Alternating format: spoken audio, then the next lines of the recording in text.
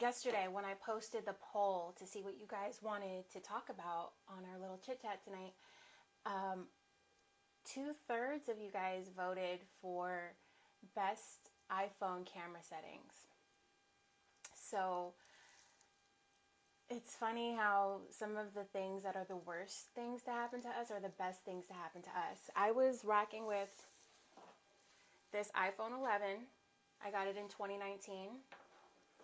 And I was going to keep rocking with it just until I needed to upgrade. The front-facing camera stopped working. I couldn't have the Face ID anymore. And then today, I felt like, when my phone broke, it wouldn't turn on again. It wouldn't charge anything. I was like, well, now I have to. I'm being forced to go upgrade.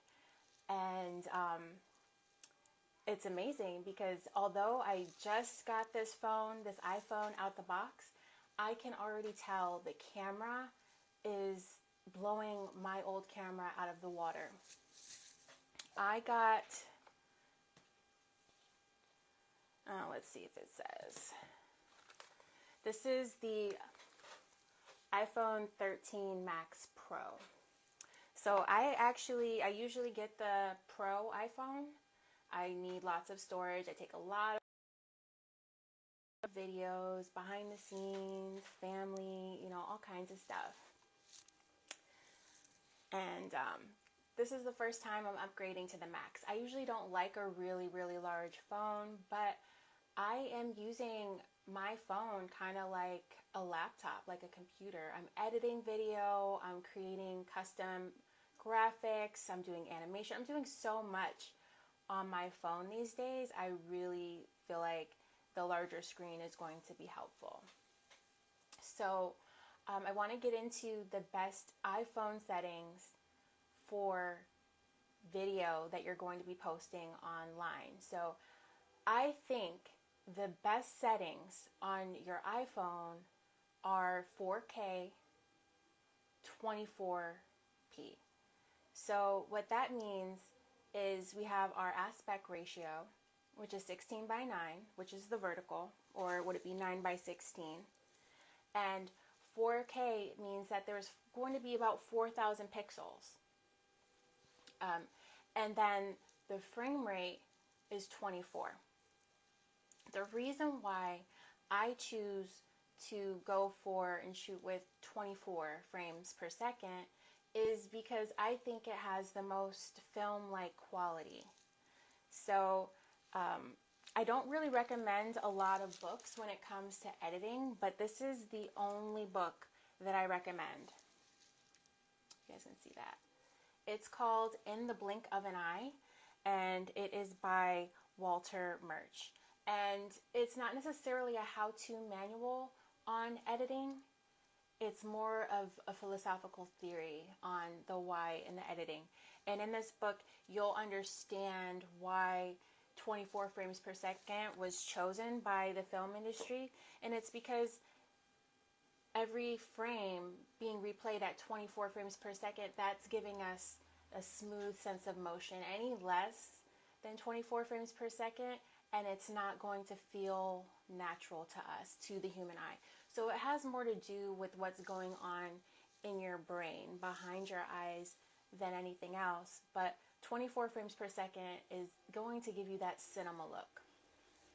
Now, on the iPhone, you'll notice that when you're in video mode, you have a lot of different options. And on the new iPhone 13 Pro Max, you now have a cinematic mode where you can change your focal points to give it a look of a shallow depth of field. I don't want to go into too many technical terms on what depth of field means, but in the sense, it means that I could be in focus and I can make my background blurry. So it's like a portrait mode, but it's for video. I believe that the cinematic mode is only 1080 and 30 frames per second. So I will be experimenting with that going forward. But I think that one of the main things I want to impart tonight, and I won't be on here too long. I want you to think about all of the footage that you're going to be shooting, and I want you to be consistent. Right, Anna? We love portrait mode. Portrait mode, it gives you the effect of like an expensive camera with a lens. So, hold on one second. Oops. There we go. So, usually you'll have a lens, and in order to get that portrait mode look, you'll change the depth of field, your focal length, right? You'll change your focal length in order to give it that look. So now with your iPhone, you're going to be able to do that with video. So now you have portrait mode for video. I just literally picked up the phone tonight, so I haven't had a chance to test it out, but I'm very excited to be shooting with the cinematic mode. So we want to be consistent when we are shooting on our phones, especially if we're going to be editing the footage and sharing it. The reason why is because when we're editing, no matter like what software we're using, when we put it in our timeline, we want all of the footage to match. So you want all of your frame rates to be consistent. You want the sizes to be consistent. So from an editor's perspective, we're thinking with the end in mind before we shoot. So, you know, the first part of our series, we talked about creating clarity and an intention on what we're going to create from the perspective of an editor. So tonight, I want to impart on you some of the tips and some of the tricks I have for post-production when it comes to shooting. So one of the things that you want to think about is, where are you going to post the video? On Instagram, a lot of the content that we're watching is 9:16. So it's a vertical video format. So when we're shooting, we want to also shoot in that vertical format. So in that portrait mode, as opposed to landscape mode. So we want to be shooting like this, especially if we're going to be uploading a reel, because that's how we're going to be viewing it. I believe, I could be mistaken, but on Instagram Live, I believe when I download this video later, it's not going to quite be 1080, 1920 by 1080. I think it's going to be a little bit less than that. And I also think it's going to be 30 frames per second, which is fine. A lot of people prefer to shoot 30 frames per second. I believe that 30 frames per second is great for television. I think it's great for TV. I think that's really what it was made for. Some people do prefer that look. It has more of a video look. I do prefer the film look. They're pretty much interchangeable. However, you want to stay consistent when you're capturing. Anna, do you want to come on and ask your question? You're more than welcome to. Let me see if I can invite you. Oh, okay. You asked the question. What if I wanted to use my video across platforms? Can I shoot in landscape? Yes. Oh, no, you don't have to come on. I understand your question. So, for instance, let's say I wanted to go live on Instagram, and I also want to later on upload my video to YouTube. Or maybe I don't necessarily want to upload to YouTube. Maybe I have a platform where people pay to watch my videos, and I want to, share them there. You can totally shoot with two cameras, have one landscape, and you can have one vertical. And then you'll have two cameras to choose from. So does that help answer your question, Anna? you can definitely shoot landscape. But I think knowing that you want to upload something later on to a platform where you would want a landscape video, you want to make sure you have at least one camera capturing landscape. Just like right now, when I upload this video to YouTube, which is where I'm going to archive this live video, I'm going to upload it like this. However, in post-production, I'm going to add some stuff to the side so that it's filled up horizontally. So all of the edges have some content on there. I'll probably put my social media handles on there, and I'll probably put something like IG Live on it, and I will upload it, but I will cater to the platform that I'm uploading to. I don't like watching vertical videos on a platform that natively has landscape, like horizontal videos. So I think from a viewer's perspective, we have to keep that in mind. I see people shooting landscape and put a top and bottom border on it. Yep, they sure do. I don't think that's preferable. I think it can work. I like all types of creativity in post-production. However, I see that more of a quick fix. I never thought about posting this on Instagram, but since I have it, I'm going to repurpose it for Instagram. I'll add something to the top and the bottom so I can use it. I don't see that as something that you plan to do ahead of time. I think you definitely want to think about the platform that people are going to watch you on and then cater to that platform. So even if it means you have two cameras, you still shoot two cameras, one for YouTube and one for Instagram, and vice versa. I definitely have seen that before. I just think my personal taste would be to customize your content that you're shooting. There are ways around it. And just because I have a rule of being consistent doesn't mean that you can't break your rules of being consistent. For example, when you watch documentaries on TV, you'll notice that they're always going to have archival footage. So you're going to see footage from a long time ago, before they had digital cameras, before there was YouTube, before there was Instagram, and maybe they shot on film. You know, or maybe it was a TV show and it was like 480p, or, you know, the aspect ratio is like square, you know, so you're going to have a creative license to be able to portray it in a way that makes sense, you know, an artistic way. However, you'll be mixing and matching with interviews that you shoot, usually in the highest resolution possible.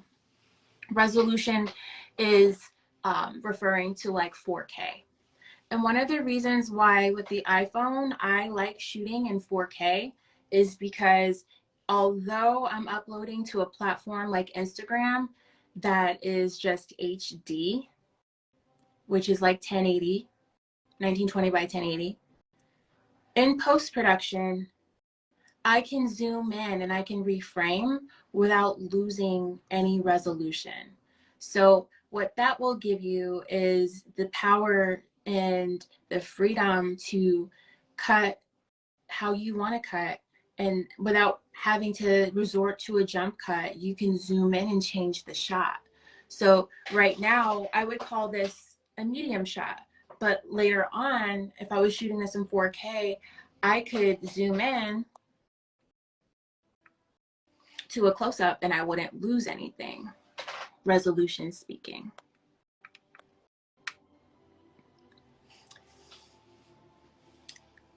Does anyone have any questions about camera settings?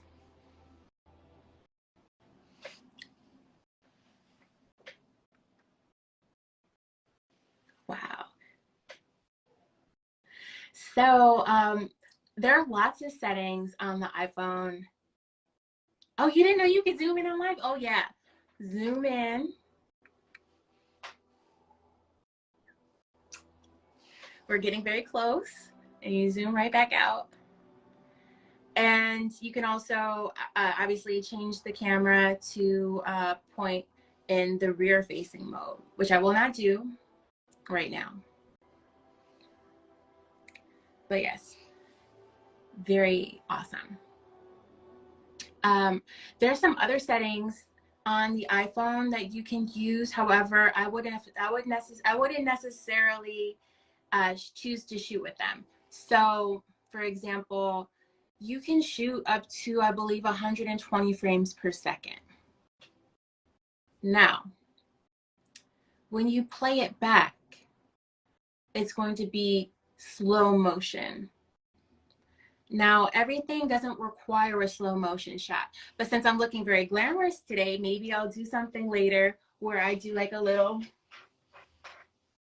120 frames per second, and it's going to give Wind Machine slow motion when it plays back. But aside from very special cases, I wouldn't use 120 frames per second.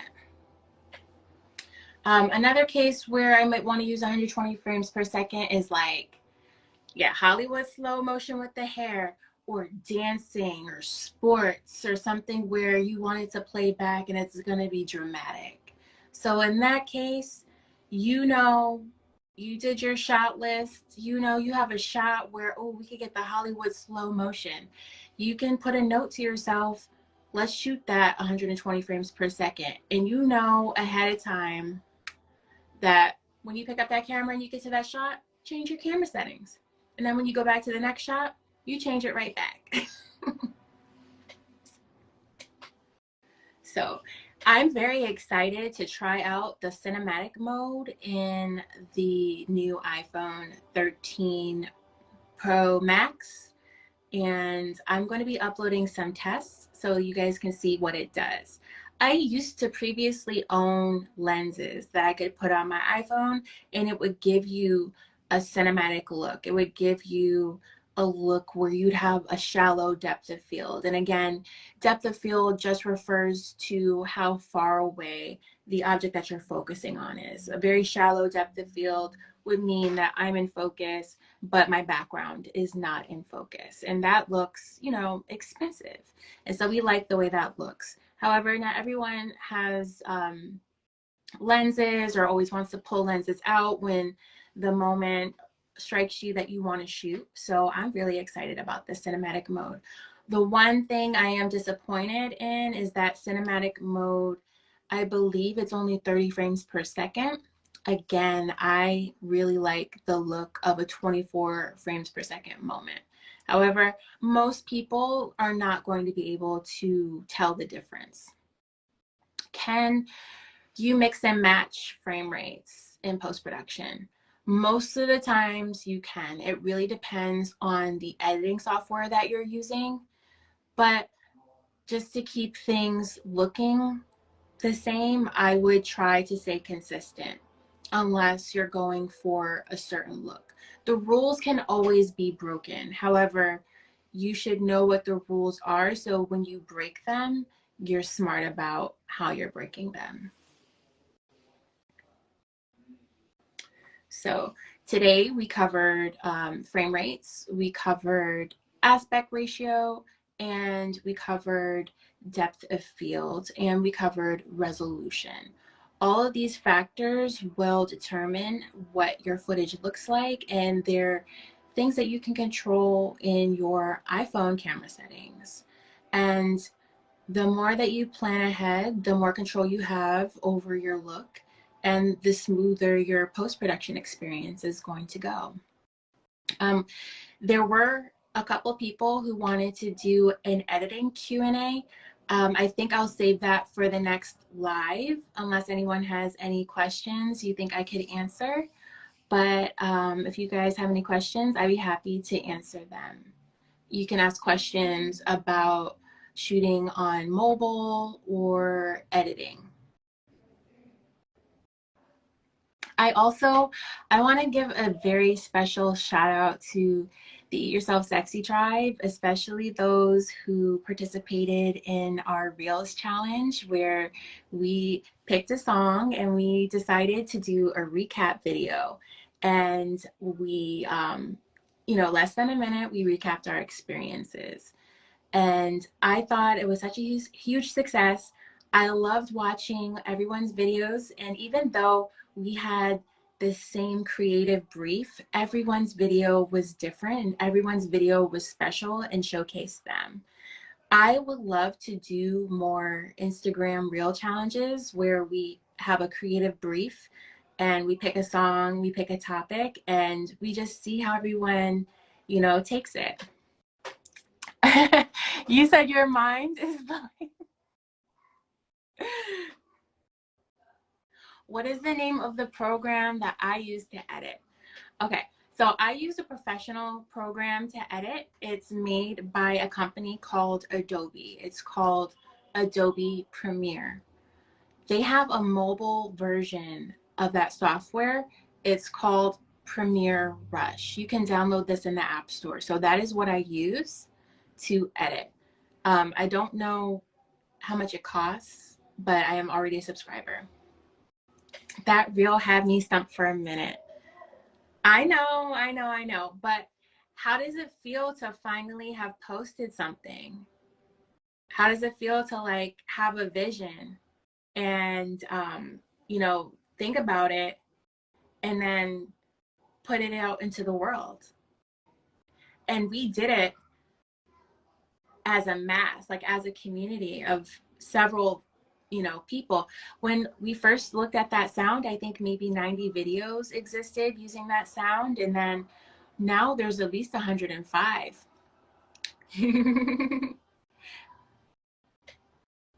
You did it. It wasn't hard. It was just attaching the song. Right. So can we take a moment to talk about IG glitch? IG, Instagram, you be glitching sometimes, okay? So first of all, the last time I went live, I wanted to put a cute little cover up. I was talking about, oh, you should customize your covers, when you go live, or, when you do reels, put your cover up so people know what you're talking about. Put a cover. It could be you, but, put a title on it just so people know like what you're talking about. I swear to you, I posted the video. I went to go make my cover, went to upload the video, and the screen was garbled. It was like gibberish. It was just like, I couldn't change the cover at all. I didn't want to delete the video, so I just left it up there. But I was like, okay, next time I go live, bet I'm making my cover before I go live. It's going to be saved on my camera roll, and I'm going to be posting it tonight after I end this live. I have a cover saved in my camera roll. So let's see if the cover will be covering. Okay? He said, that's why I save my captions, because sometimes they don't post. Right. Sometimes Instagram wants to act like they want to do something or they don't want to do something. I love a good copy and paste moment. Where did I get that magical gold lamp? Ooh, that's a good question. I got this on overstock.com in 2015, I believe. It came as a set, and I don't even think they make them like that anymore. Overstock isn't stocking like they used to.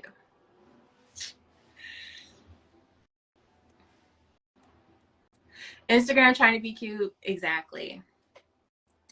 Another thing that happened, another glitch moment, was that some people were not able to use the song to make the reel. There were a bunch of us making reels using the song, so it's not like the song just disappeared, right? So it was just like, all right, how am I supposed? I was like, reset your phone, maybe uninstall Instagram, reinstall Instagram, see what we can do in order to get the song back. Eventually it worked, but it was like really difficult. And then who's had this happen? You make a reel, you save it in your drafts, maybe you went up all night, editing, and then the next morning you go to post the reel and then something's off. The music isn't right. You had to change your page to... Exactly.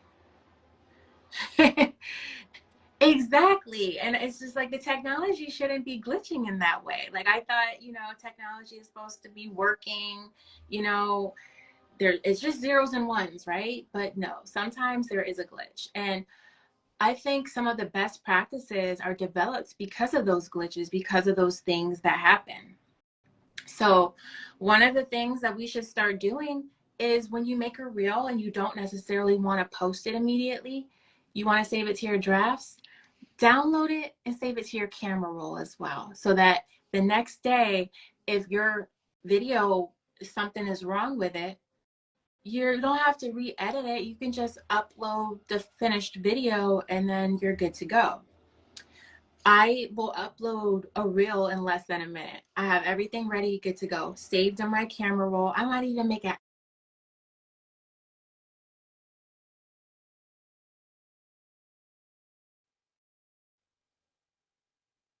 My iPhone still isn't set up, so it was like, please finish setting up your iPhone.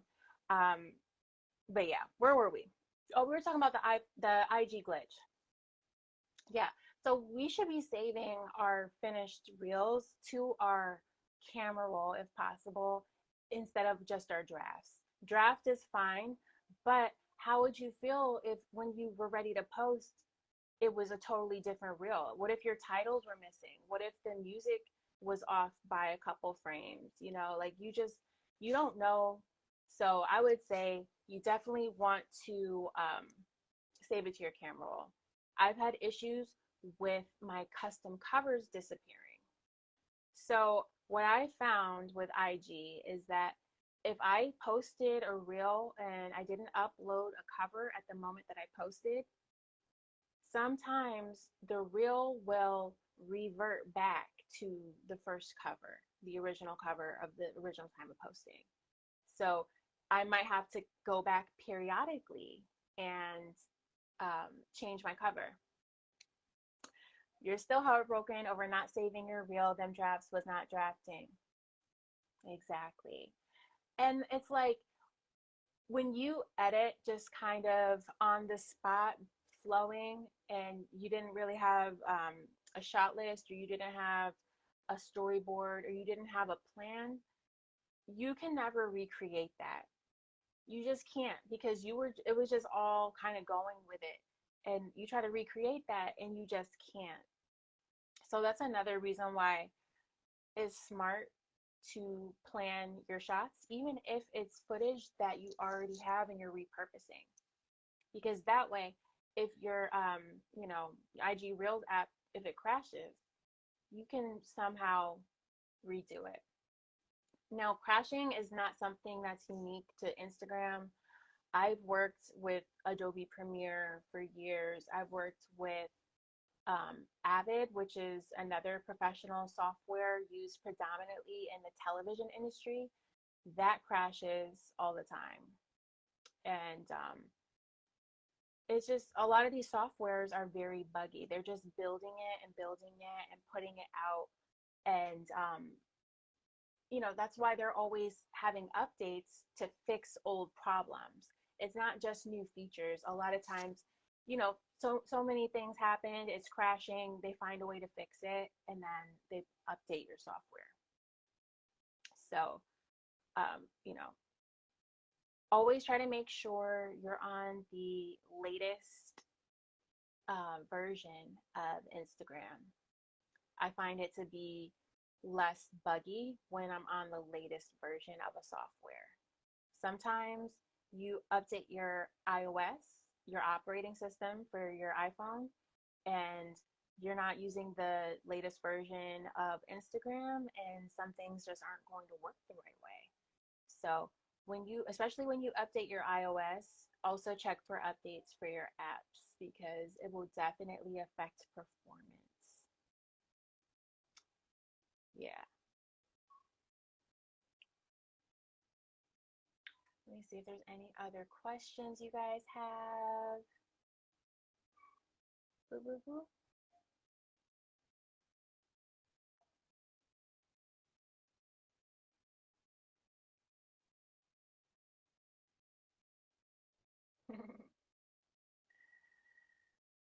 Oh, you said you felt like it was the final exam to graduate. LOL. Honestly, I think there was a little bit of pressure. We picked a date to upload our reels as a challenge, and there was like a little bit of pressure on the line. I actually edited my reel that morning, and I was like, I gotta do it. Like, I had already planned it out. I knew what I was gonna do, and I just started editing. And I was like, I gotta edit it and post it before noon. I have to be the first one to do it. I was the first one to do it, but that pressure hits you. And another thing is, I've spoken to quite a few people who have goals of uploading reels very frequently. Some people, they want to upload maybe 3 reels a week, or maybe 10 a month. After going through a challenge like that, I believe it's better to kind of be more realistic about what you can actually achieve. Now, with practice, you get faster. However, if you want to shoot and edit and post 3 reels a week, you definitely have to have a good plan on how you want to do it. And a lot of people recommend batching your content. So that would be, you pick a day to plan your content and make an outline for it. You pick another time to do your production. So that would be when you pick up your camera and you start shooting. And then you pick another day to edit.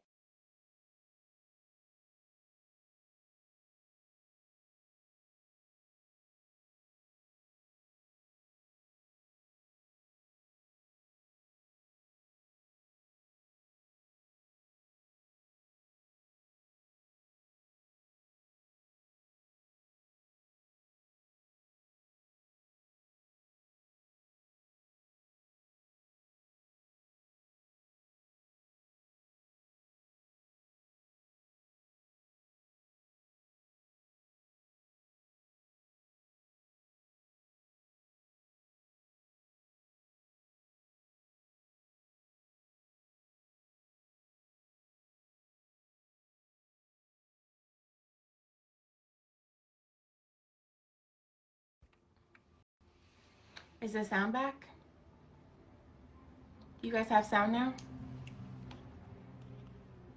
Oh.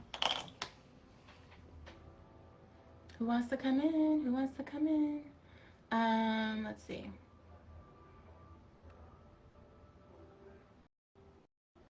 Okay, sounds back? Okay, yay. Yeah, so I would like to do a Reels challenge again. I think it would be fun. I think we pick an idea and we just make another reel. I think that would be a lot of fun. It would be amazing because I think we made an impact. If you look at that song, if you guys go to your reels that you made for that challenge, click on the song, look at the covers. The first 2 lines, the first couple rows are our reels that we put together. Like, we made an impact. Like, you'll see all of our affirmations. I love it. And if someone is just looking at that song and they start scrolling, they're going to see all of us. A mom life reel. I'm down for that. I'm definitely down for a mom life reel. Oh, okay. I'm actually going to end this live here. I appreciate everyone that joined. Thank you so much for being here with me tonight and asking great questions. And I hope you learned something about the best iPhone settings for your camera for when you're shooting. I think the best iPhone settings are the most consistent ones that you're going to choose. I think 4K is amazing for the ability to manipulate your frame in post-production, to be able to zoom in later. I think it's great, and you don't lose any pixels for uploading to a website like Instagram. I also believe if you have 2 cameras, use 2 cameras. Shoot one vertical and shoot one landscape. That way you can upload to different platforms. So you guys know you can slide in my DMs to ask me questions. You know that you can book one-on-one sessions with me if you're looking to take your videos seriously and take your content up another notch. And I love to edit. So definitely hit me up, and I will see you next time. Have a good night.